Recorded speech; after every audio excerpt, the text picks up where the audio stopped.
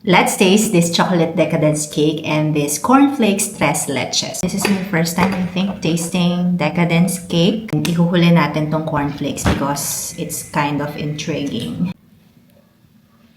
Uy. Okay, tikman natin.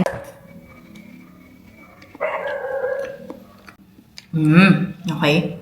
Nakakabitin yung first bite.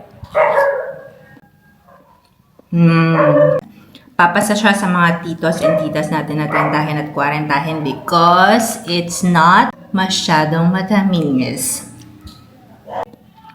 Sarap. Nabibitin ako. I'm afraid mauubos ko. Sabi ng mga anak ko, tirahan ko sila. Only if hindi ako nagtitiis, mauubos ko to, pero kailangan ko magtira para sa mga anak ko. Ang sarap. Take out bites. And now, tres leches cornflakes. Oh, ang lambot. Ooh, ganun yung itsura niya mga mi. Actually, tres leches ay isa sa mga paborito kong cake. But, ang twist nito ay meron siyang cornflakes sa ibabaw. Again, hindi siya ganun katamis. This is a rewarding way to end the week. Again, hindi ko ubusin. Tatampo sa akin yung mga bata. But these two are so good.